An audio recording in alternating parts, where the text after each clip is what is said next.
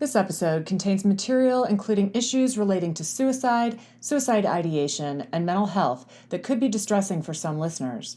If you or someone you know is considering suicide, please text the 988 Suicide and Crisis Lifeline or dial 911 in case of an emergency.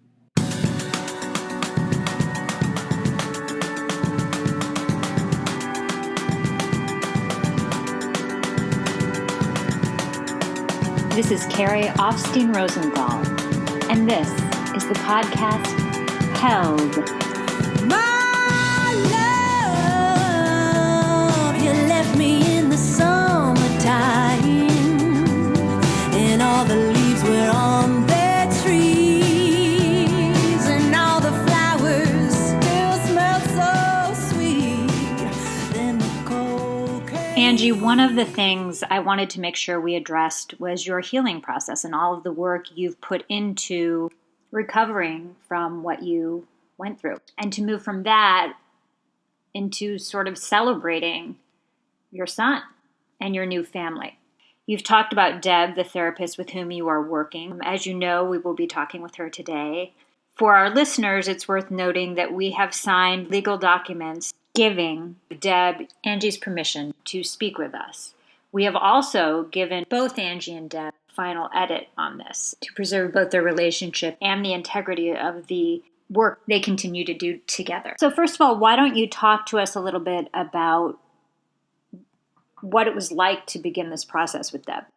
I had been to several therapists over the years for various issues, and maybe I just gave them the short story and said, look, this is another thing in my past, but I'm not quite ready to talk about this. And the look on their faces was always one of shock, but it was never anything I wanted to open up to them about. And I never really felt a connection to any of them the way that I do to this particular therapist. What was the straw that broke the camel's back that made you say, I need help? Because you'd never done that before. It was almost instantly when I found out about the phone call. When everything in my world just shattered, I needed some fucking help. I just knew without professional help, somehow, some way, I was just not going to make it another day without it. And when you say not make it, what? I don't know. I just, everything felt like it was breaking down. Those feelings that I had never processed. The fear of telling people, the heartbreak that I had at night, and I could not think about the situation or the story as a 50-something-year-old woman. It was very hard for me. I was either thinking and reflecting back to my teenage self, or completely on the other side of things, thinking in my adult self. But there was no in between for quite some time. And Deb's wonderful imagery, is that of a pendulum.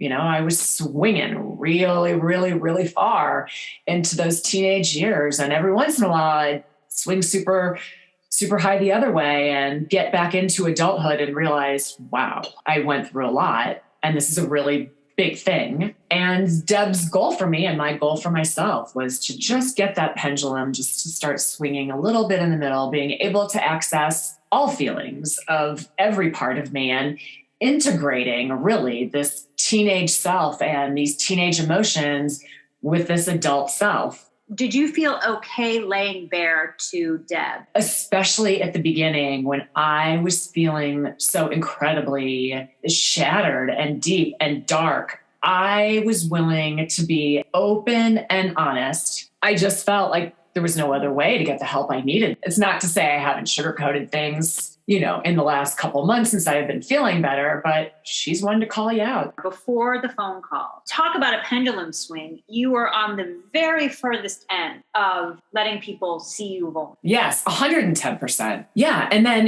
a split second of a phone call, everything shattered. I was using this sort of imagery the other day with Deb, and I felt, do you know what a Thundershirt is for dogs? Yeah. It's comforting for them. It makes them feel safe and secure. With that phone call, my Thundershirt had been ripped off And I had been completely exposed and cut open and raw. And in that moment of that phone call, every single thing in my life changed. And I just can't explain it to you other than my walls came tumbling down.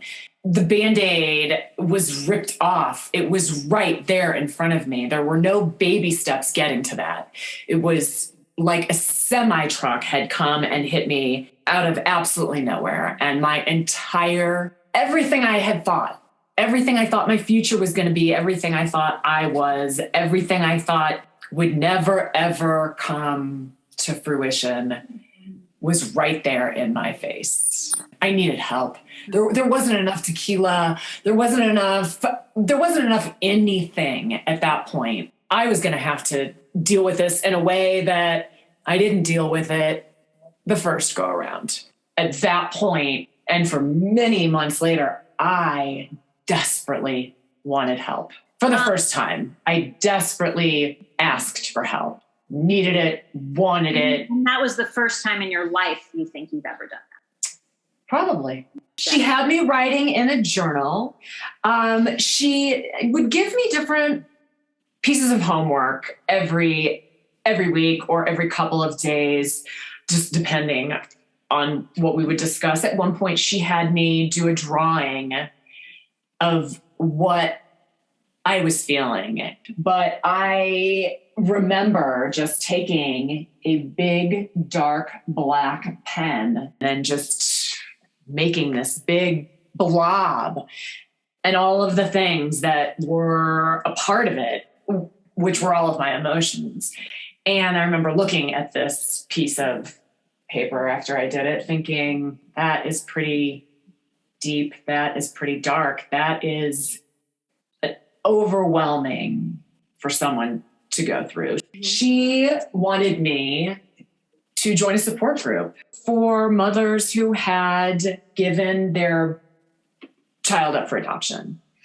And so she found one for me, and it took months of gearing up for me to even write or call this support group. And finally, I said to her, all right, I'm going to do it. I'm going to RSVP, and I'm going to go on such and such date. Getting to that support group, being terrified, but doing it.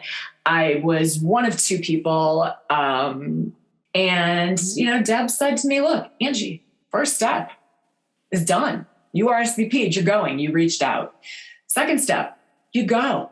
And guess what? You don't have to say anything. You can sit there and listen.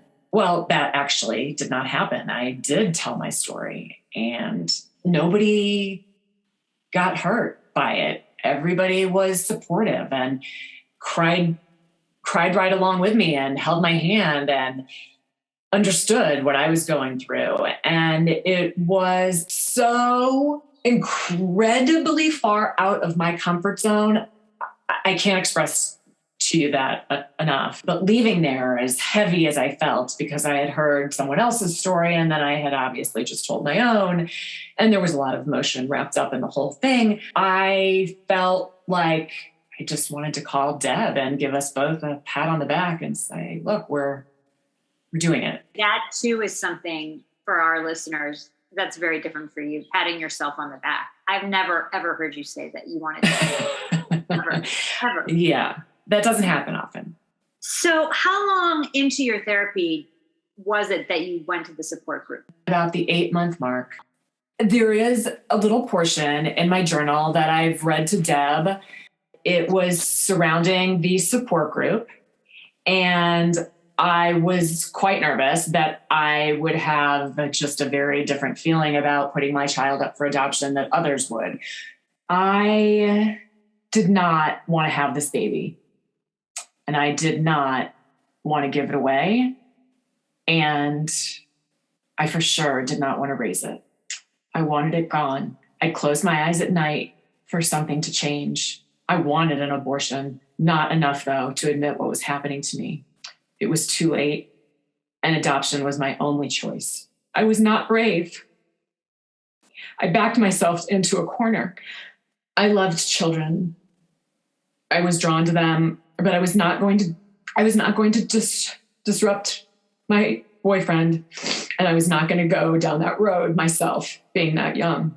Shame and embarrassment and fear are actually what led me to adoption, not bravery. Honesty, strength, and fearlessness should have driven me to abortion, but they did not. How could I be sorrowful, though, for a decision that I had made? He is such an incredible gift to so many people. It's a sacrifice. He lived and joined this world, and a part of me died, or never even lived, because he was born. What life would have been like, what would I have been if the secret I held was just an abortion? Guilt? I have no idea. The things I know now, Zach and his family, Abby and Jonathan, how could I ever regret having Zach at this point?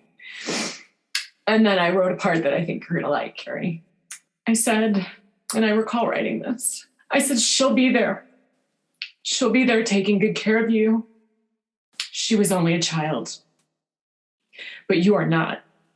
You have lived a lifetime, and it's okay to forget it and let it go. What is my story? I gave my baby up for adoption because I had no other options, not because it was my choice. But in the end, it could not have worked out any other way. That particular entry I've read a couple of times. As I said, I do recall writing it and realizing that that was a big entry for me, that it was really coming from a really deep place. And again, that is what was so confusing to me about this whole thing, is that you can be happy and you can be sad at the same time. There have been so many people that I have told who say, Angie, I hear you and I see you so upset, but I honestly don't get why. This is the greatest thing that could ever happen. I just wanted to, really kind of stab them in the eye. Like, hey, yeah, I get it. Like, I see where you see that it could be a good thing, but I have just been ripped to shreds my entire life as I know it. Yeah. And as I have built it, and as I have grown into it, has just come crashing down. All of it. Yeah. All of it. I was never, ever, ever upset with Zach. I want that to be clear. I was upset that the story came out at all. 100% certainty that in my head, those documents were sealed for the rest of time. And this secret and this story and this shame would go down with me to my death. And I think either that, or I just really chose to believe that that would be the case. And maybe that's how I made it as long as I did. You know, the goal at this point is just to continue to work in these new people, which are my favorite people, into my world, which, you know, being closed off to emotion, your own emotion, or not being able to share that with someone really inhibits closeness. And I've learned that amongst so many other lessons these last however many months. But I do think that this has brought me closer in all of my relationships, just sharing the real me and finally just letting go of this big secret. I have been so much more forthright with feelings. I really am a completely different person. I may as well just work on everything. If that means we just need to unravel it all. So I'm in this thing. I'm in it. I'm in it for Zach. I'm in it for Rashki and the kids. And I will be I will be better in the end for it. And I will be a better person. And I think in the end, I will be happier with who I have become. I'm in it for me so that I can be there and be whole for somebody else. A lot of the work that she had me do, especially early on, was just connecting my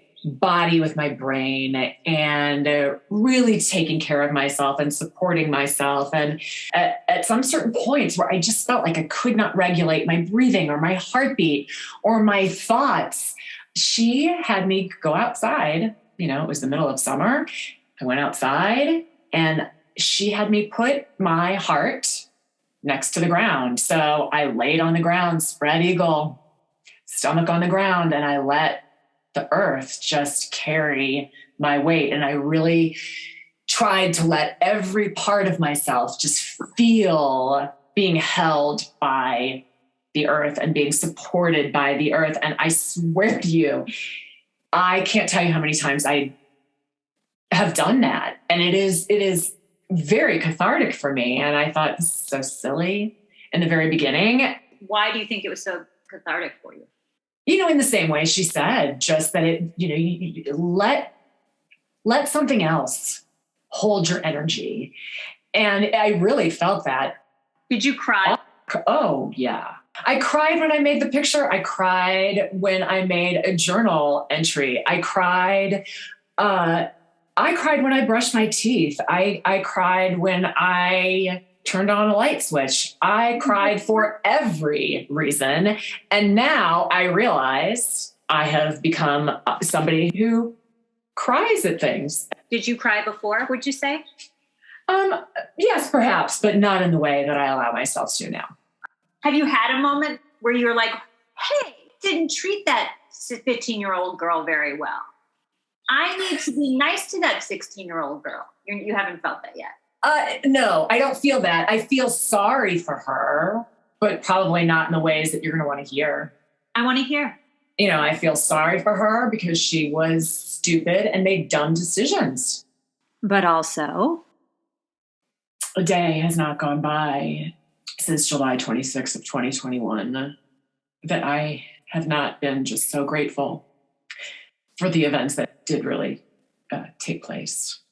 It couldn't have happened any other way. This is how it was all meant to happen. It's what's helped me work so hard. There's just this shining light. There's just this very bright light at the end of that deep, dark tunnel that I felt like I was in. And that is what kept me motivated and has kept me going. I have always just had it in my head that there is this man at the end of the day who carries your blood and he doesn't want anything from you, maybe just to know you if you're open to that. And that has kept me going and has kept me working and has pushed me as hard as I've ever been pushed. I am actually grateful in so many ways for that phone call. It's been a fucking lot. And I've been a real shit show over here. Well, to help us figure out all that, we have your therapist, Deb, with us today. Deb, thank you so much for joining us. We're so glad to have you be part of the podcast. Can you tell us how long you've been working with Angie? About a year. What made you willing to participate in this project? Part of it is recognizing how this project goes beyond Angie's story. So for me as a therapist, I think about the potential impact for other people who might listen to this story and benefit from hearing honesty about what it is to move through such an intense process. And also, I think that it's valuable to have a therapist's perspective in being able to help normalize some of the process and experience and complexity of emotion that a person can go through in such a scenario. And then the other piece is just supporting Angie's process, as her therapist. What in general happens to someone who keeps a secret? It can go multiple ways. It depends what the secret is, and it depends on the intentions behind the secret. It depends on when the secret happens and how that gets held over time. So for the case of a secret that gets held for a long time, it can have a lot of impact when it's exposed, right? Which is the story that we're talking about in relationship to Angie. There's also when things are held in and there isn't room to move through something that feels achy in your system or just feels uncomfortable, it doesn't feel good, right? So that becomes a burden on your nervous system, and it impacts or influences the ways that you engage in relationships over time in terms of how things play out in your life. So if I don't have clarity around how I'm engaging or the intention for why I'm holding the secret, it can feel very shameful or embarrassing, or again, that sort of discomfort, that internal somatic, like, it just doesn't feel right. And that's ultimately where shame comes from. I'm doing something that is not okay and should be for whatever reasons, right? So based off of my perception, based off of society's perception, based off my family's perception, something about what I'm doing is not okay based off religious context. Just the internalized learning, creating a secret. It's not just personal. There's a lot of stories, messages, reasons, influences why that secret is being held. And often it is protective in some way. I think I'm doing what I need to do in order to not cause more harm for whomever. I believe what's important is to pay attention. And this again is that somatic orientation. How does it feel internally? Like, what is the sensation that I experience when I consider or think about this secret? And if the sensation or feeling is dis-ease or anxiety or sadness and grief, where do I get to actually explore talking about this secret where it feels safe so that I can let go of some of that burden of shame, embarrassment, guilt, fear? What is this somatic orientation thing you're talking about? What is that? Yeah. So this might be helpful to speak to who I am and what I do. Okay. I work from a somatic orientation, which is working with the body. So I'm talking about sensation, the nervous system. How do we pay attention to what's happening in our bodies in relationship to how we're moving in the world, which includes, all the general things you might do in talk therapy of like talking about family history and stories in my childhood or relationship distress or whatever might be happening in your life. And the work that I do is I try, it doesn't always work, but I try to bring my clients into like, how is that impacting or how are you experiencing that in your body so that we can actually bring awareness to listening to ourselves. So we're really trained in our society here in the United States to not listen internally. Sometimes people talk about that as your gut instinct, and that very much relates to working with issues of trauma. So the science around working somatically it links how the body stores trauma. In the case of somebody holding a secret around experiencing a sexual assault. So that was a trauma. I'm going to hold that verbally. I'm not going to talk about it verbally, intellectually. How does that impact me emotionally? How does that impact me in my nervous system?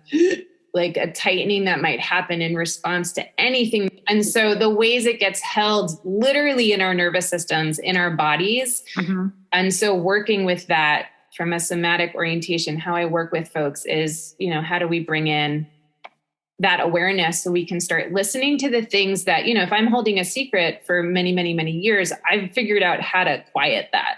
I'm not paying attention to that intellectually, emotionally, or in my body. So like I've figured out how to quiet it so that it's not having as much of an impact.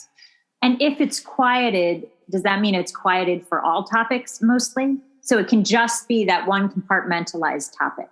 It can be. And it also, I think it's a false idea. And this is totally, I'm not basing this off of science. It's coming from my brain. And I also think there's probably science about it.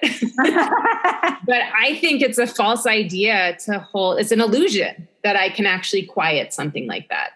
What happens is it comes out sideways and it comes out unconsciously and it comes out through symptoms, right? So anxiety, depression, substance use, it comes out in other ways. Mm-hmm. And until I'm willing to actually engage with whatever's underneath, I'm going to have these sideways ways of coping. Mm-hmm. A lot of people keep a secret to some. The thing that astonished me about the Angie situation is that she told really no one. I mean, she told Randy, she told one friend, and she told her parents over 30 years. Do you think that makes it a more traumatic experience to hold it in? You have to take into account the time in which Angie was experiencing this, her family system, and the influences and impact of her family system. But I think also societally, were there resources and access, and were those safe? And what was the story around image, body image, what it means to be a good girl as a teenage girl, socialized as a woman during that time? So we're talking the mid 80s, which if you think about, there's a lot going on right now with the Roe versus Wade decisions, and looking back historically in terms of when Roe versus Wade even was passed is only like 10 years prior. So it's only about 10 years abortion is legal. So even though it's legal, is there access and resources that are easy to obtain for a teenage girl who's probably not learning about any of this? I can speak in the general sense of like why somebody might choose to not tell anyone or choose suicide over telling someone. Again, I think has to do with context. It's not just what's commonplace for folks to be doing, but also what are the authoritative voices. So again, family system, social context, right? What is deemed appropriate and okay that's going to allow someone to either, is it even what are the relationships at that time between everybody? That all has impact. And so it's not just the individual. So when I talk about context, I'm taking it outside of the blame or the fault being on the individual and recognizing that there's a lot more at play that causes someone to make a decision that they make. I think often what I see with folks is that there's the idea that this other person or these other people can't handle it. It'll be too much for them. And so I'm going to handle it for everyone. There can be, and this, I'm actually not saying this is Angie in any way, but I think, sometimes a reference that folks look at is called the drama triangle, a psychotherapy reference. And one of the aspects on the drama triangle is the martyr. I will cut and bleed. I will do everything it is to take care of everyone else. And in the process of doing that, I negate myself. And then, oh, woe is me, I'm the martyr, right? Why that happens, again, we can orient towards context of, so is there a religious component that's associated with that? Has that been learned through family system? Is there a specific experience somebody had that felt somewhat traumatic? So in order to fix that, they sort of overcompensate by being like, well, now, so I did it wrong here. So now I'm going to right that situation by always taking care of everybody else and not taking care of myself. It can happen for a lot of reasons. I do think that just to name having worked with youth, so like the high school age, young age, you're figuring out how to differentiate yourself.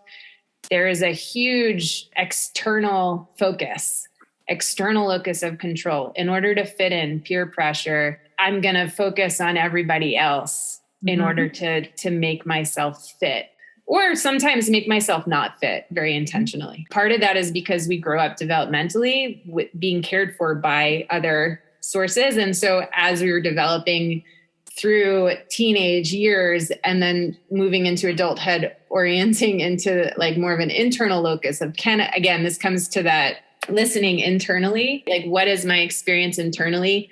It's also a societal component of, like I was saying before, societally, we are taught not to listen to ourselves. There's so much influence towards the external that gives us this sense of I'm supposed to be taking care of everybody else and not myself, or not listening to my own needs or paying attention to how I care of myself. So I'll generalize it. A person gets a call exposing their secret. What does the person who has kept that secret for many, many years, what is happening in that instant? I would describe it as shock, most likely. Like you think about, you have this perception that this secret, this box, this envelope is going to be closed forever. And that feels safe and protected It's supposedly protected by an institution. Yeah. And then suddenly there's this like literally moment in time where it just literally blows right open. I guess what I would recommend is like put yourself in those shoes, sitting with, I've been holding this thing. Is there anything in your life that you've ever sort of held tightly to yourself? And just consider the idea of somebody outside of you opening that up, exposing it, and how that might feel. And, you know, we can talk about it also in the realm of identity, right? So there are aspects of identity that people hold very closely where like so for myself, I'm white, that's clear. You can see it on my skin. I'm also Jewish, and like my Jewishness, I can kind of hold tightly if I want to, and I can do it as a safety mechanism to protect myself in environments where it doesn't feel safe to expose the fact that I'm Jewish. If somebody were to come up to me in a place where I'm trying to hold that tightly for myself and to say, you're Jewish, like up to my face, I can imagine what would happen in my body, and can say I've had experiences like that, you know, where I get exposed in a way that I am trying to hold so closely to protect myself, you know, for whatever the reasons that I'm holding that secret in that moment. So, okay, a person's secret is exposed. The gunshot is shot. You're Jewish is out. How did they start walking on the street again after a gunshot? Yeah. I mean, so it's establishing safety again. You know, how do you reorient towards safety? Sometimes it's moving, like, what is the step-by-step process in order to calm the nervous system? So having that experience of shock oftentimes can be it impacts the body. So like I literally feel it in my body, sensation. Even if I feel an experience of freeze, because I know for myself, I've had the experience of numbness, which numbness is still a feeling. So if I freeze, if I numb, there's an experience happening in my body in the shock. You know, one aspect is recognizing if I have capacity to actually acknowledge how my body is responding and working to ease that. So easing the dysregulation, the anxiety. And then on a logistical level, what are the steps that I need to do to establish safety? And it depends, you know, so in the case of the gunshot and that experience, it's like, how do I actually orient towards my environments? You know, it might mean that for several weeks, I'm going to be walking down the street and I'm going to be looking for where I can duck and cover because I've had this experience and I want to know where I have to be in case this happens again. And that helps me feel safer walking down the street. Some people who have held a secret for 30 years or whatever, how do you then, when a shock like this happens to someone, how do you orient them toward not going to, for example, a drug or alcohol, or how do you orient them to a healthier way to proceed? Because that seems like if you've had a lifetime of practice doing one thing, it would be hard to then reorient. In most cases, somebody who's choosing to hold a secret for 30, 35 years or has, you know, again, like there is some component of like, I've been doing it for so long, so I'm going to hold it. Mm-hmm. I mean, why would I change it? It's working. Right. And that's the piece, is that it's working. It actually, like, it's not unhealthy. I want to be cautious to recognize like a secret gets held based on what feels right in the moment. And there might come a point where actually it doesn't feel right anymore. And how do I then out myself or, you know, step out and speak to it in a different way? And sometimes I get to choose that. And sometimes in the case of this story, it gets chosen for me, you know, so when I'm exposed and it's not my choice. Right. And that feels like the important piece here of, you know, right. I'm keeping a secret.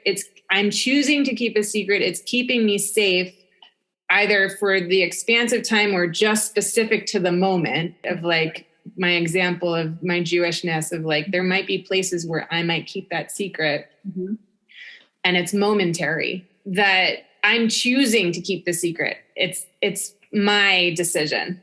Whereas when I get exposed based off of an external influence or impact, those two things are very different in terms of how a secret comes out.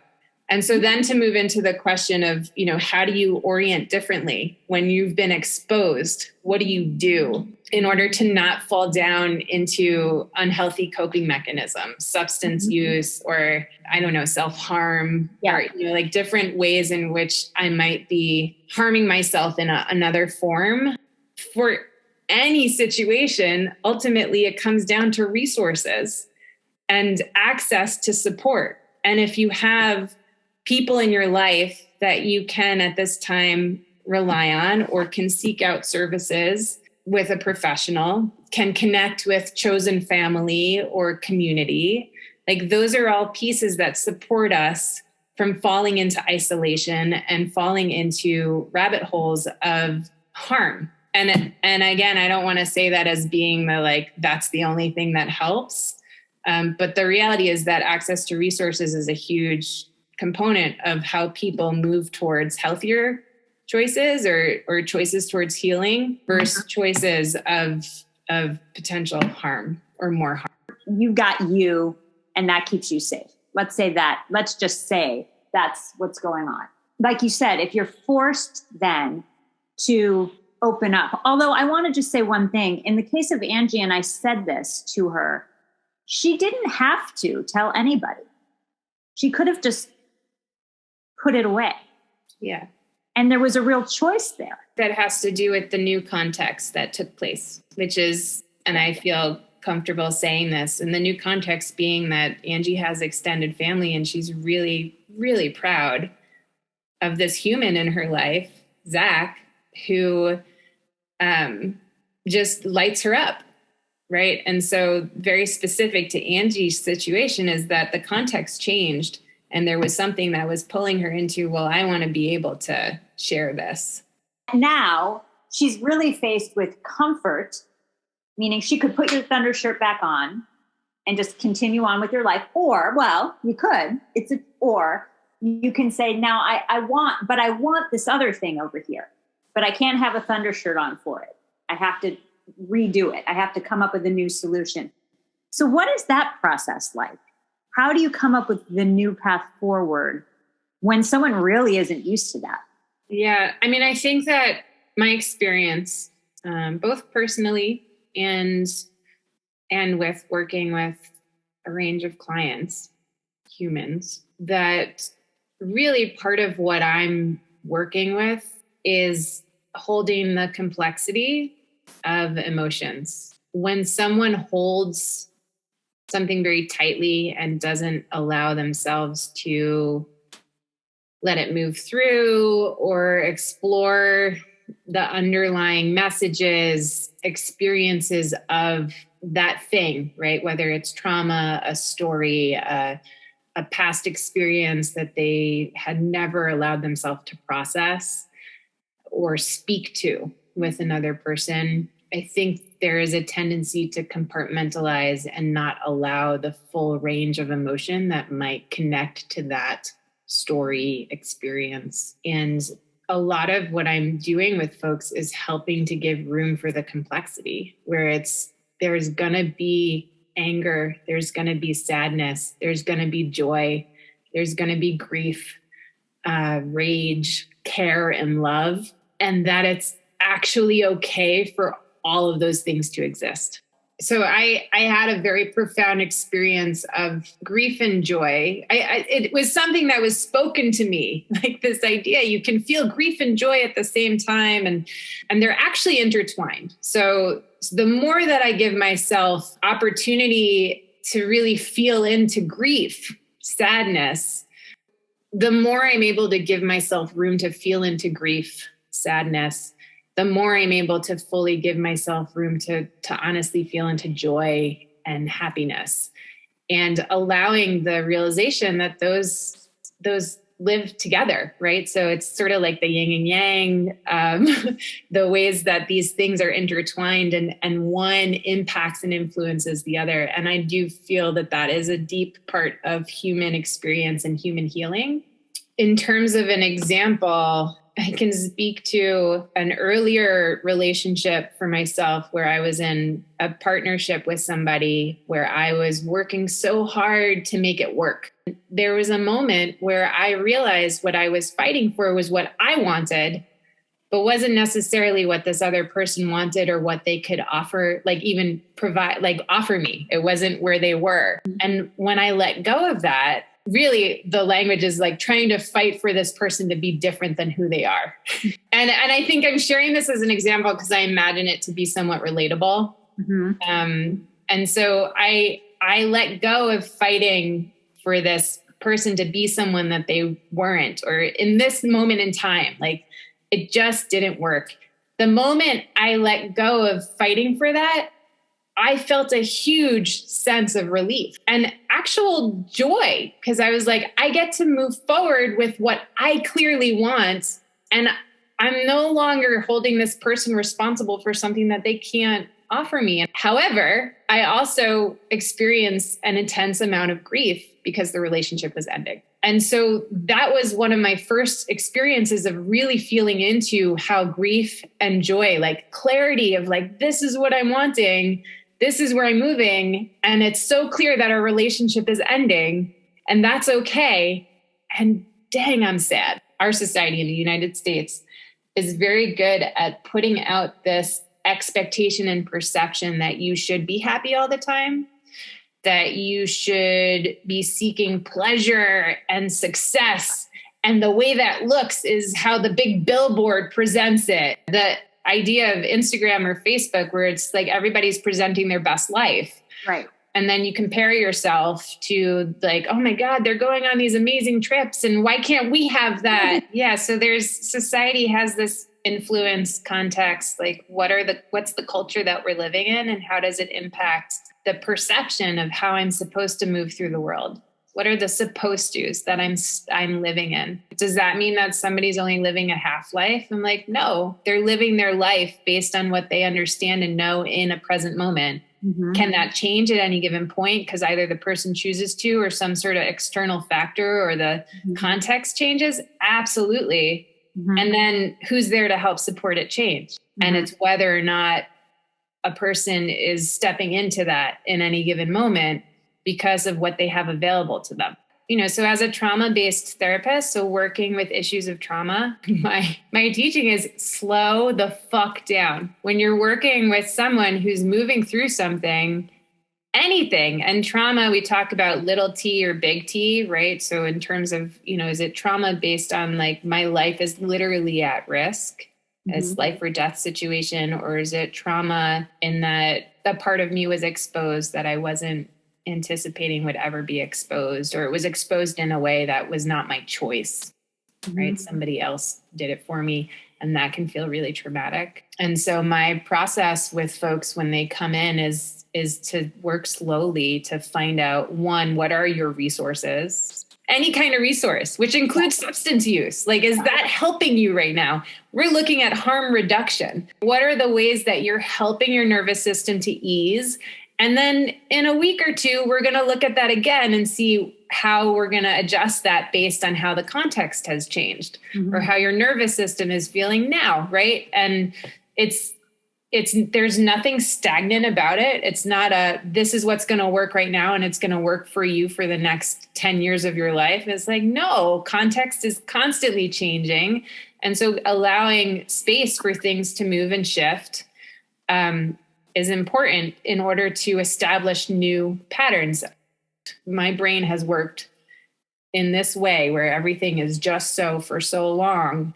And suddenly all of these like walls or lines, however you want to, metaphor it, there's like holes in them. And so it's relearning, it's rewiring, relearning, recognizing like, oh, I actually can be in a space that is movable rather than rigid. And that's going to feel really freaking uncomfortable for a while because it's not familiar. And then in time, hopefully I can develop a little bit more capacity to be in that discomfort, which is another thing I say a lot is get really comfortable with being uncomfortable. The piece around control feels really important. It's mine to hold. It's mine to control. And there's an aspect of, if you think about in some cases around, keeping a secret, sometimes those secrets are kept because it's an uncontrollable situation. And so what are the ways that I can regain control around something that is uncontrollable? And sometimes keeping that secret is one of the ways that I get to do that.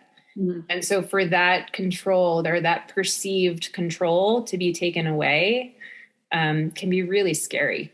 If it's a very particular secret that happened many, many years ago, like in this context, in this story, it also brings up a lot of history that has been held quiet. And maybe, it's not just the specific moment in time, it's everything connected to that, as you will find in listening to this story, right? There's so much happening that is not just the individual, that suddenly you're revisiting. And if you created a way in which you thought that you would never have to revisit that part of your life, it can be really uncomfortable. Like, what is a nervous breakdown? What does that mean? You feel, again, the experience is going to feel different for each person. I believe part of what happens is your vision, and I'm not saying your eyesight, but like your capacity gets very narrow.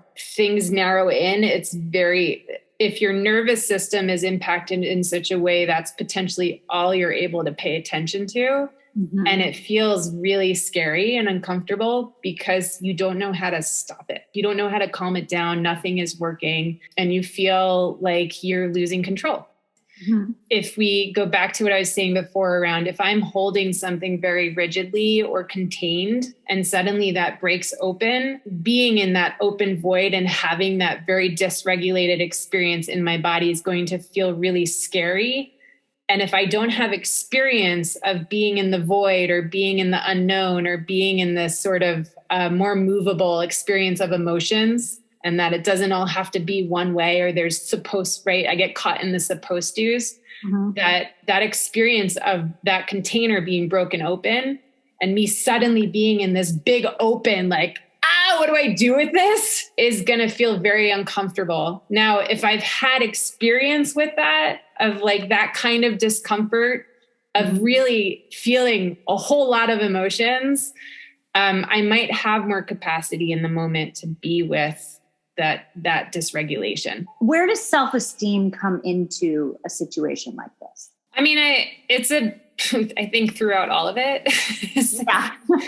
Our self-esteem is one of our influencers. And again, the various influences that we have in our lives. So family system, social identities, cultural relationships, institutional impact, all of those things impact the way we feel and believe in ourselves. If I'm holding the message in myself that I'm not worthy of love, mm-hmm. it's going to be hard for me to accept love mm-hmm. and receive love. Sometimes it's hard for a person who's moving through the process to feel self-compassion or love for that part of themselves. And so to hold that until the client is ready. So this is, again, like, no judgment. You be where you are in relationship to yourself. It's going to be hard and uncomfortable because you're shifting a really old story of, I don't get to have this. I don't get to be this. I don't get to love myself, let alone receive love from others. Mm-hmm. And to shift that requires some time. And so I'm going to be with you through that process to support you in finding that self-love and really working to recognize these parts as holding a lot of strength in the midst of adversity or fear. And, it comes from a place of protection, not from a place of, this part of me I can't believe it and I hate it. And it's not weakness, it's survival. Yeah. And so orienting towards compassion and love and strength, and sometimes it's hard to find it. Yeah. So it's helping the client work to find that. Angie said to me that she should have done better and made different choices as a 16-year-old, specifically around the suicide attempts, specifically around telling people. Though she concedes she would have had a much more empathetic bent if it was anyone but her, because she's the most empathetic person. Help us understand that dichotomy of how someone can be so sympathetic and empathetic to someone else and so deeply judgmental of themselves. We are our own worst critics. That is true. I see it time and time again. I see it in myself. I see it in people that I work with. It's not about making that self-critic go away or telling that self-critic you're horrible, because the self-critic is you. It's part of you. But actually spending time with the self-critic and getting curious about the self-critic and because the self-critic is protective, and recognizing the wisdom in the self-critic, why they're showing up the way that they're showing up. So that's one aspect of it. I think first step is always awareness. So recognizing, how this voice is showing up. And then, this voice is kind of mean to me. Asking questions rather than it just being the status quo, right? It's unconscious and habitual, and it's building awareness to it is one of the first steps to making change to anything. What clicks in someone when they want to take their own life? What has happened? Is it that you cannot, I know, contextual, I know, it's different for everyone. I want to help others understand when they say, how could they do that? That's so selfish. That's so, I would like to sort of debunk that myth. Let's just put it in the context of Angie. I've heard Angie say, I can't believe I was going to do that to my family. It's not an uncommon thing to happen after someone makes an attempt, particularly, and again, yes, it is contextual in that I like to orient towards the moment, the present moment, and what led up to that specific moment. And then there's the after moment. And it's very specific to each person why somebody moves in that direction. It's never just the moment. There are often signs and things that lead up to the moment when somebody chooses to take action. As a therapist, it's part of my work to be tracking the signs in working with folks. And I'm not going to say that I always get it right in terms of seeing the signs, because as humans, often we want to believe the best of a person, like the best intention and the idea that people want to live. So the notion that someone could take their life doesn't always land for people. Working in mental health, you have to hold a different perspective on that in actively engaging around suicidal ideation and suicidal intent. And my hope for anyone who is feeling any sense of suicidality, even if it's just suicidal thoughts, is that there is someone somewhere in your life that you can talk to about it without experiencing judgment on it.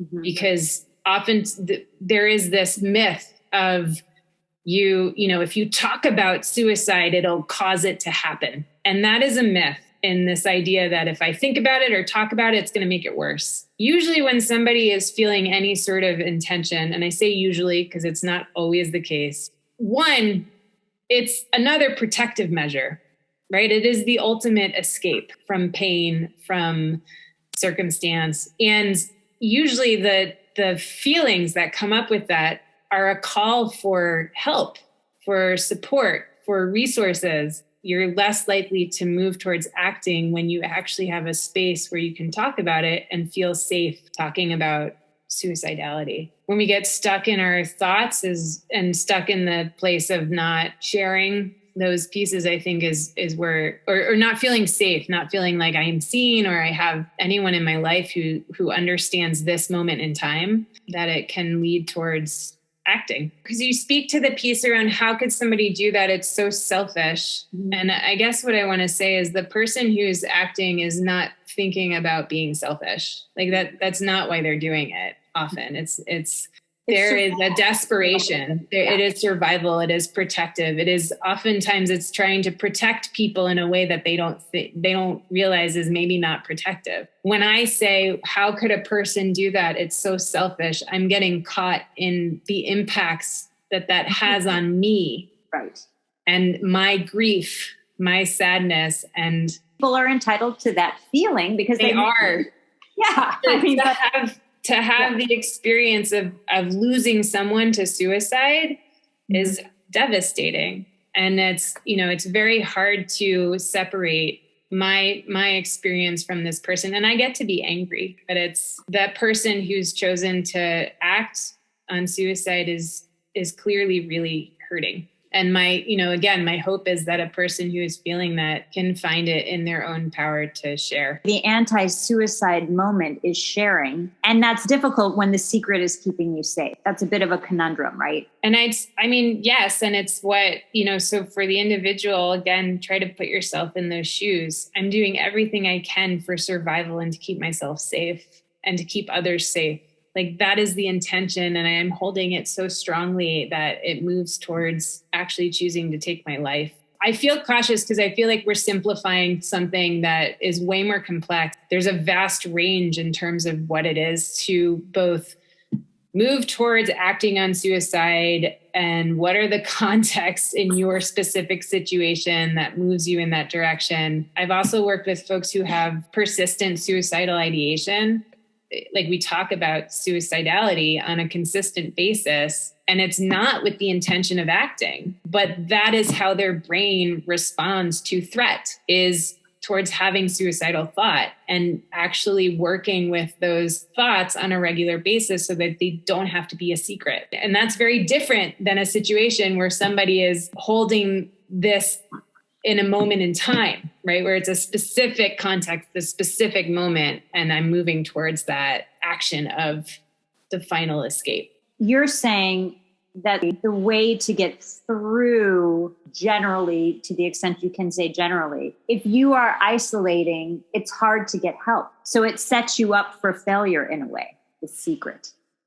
Even if it's protecting you, you set up a situation in which you're alone. You, in an effort to keep yourself safe or others safe, you are isolating yourself to the point of being alone, which can very easily move towards the idea of suicide being a good one. Mm-hmm.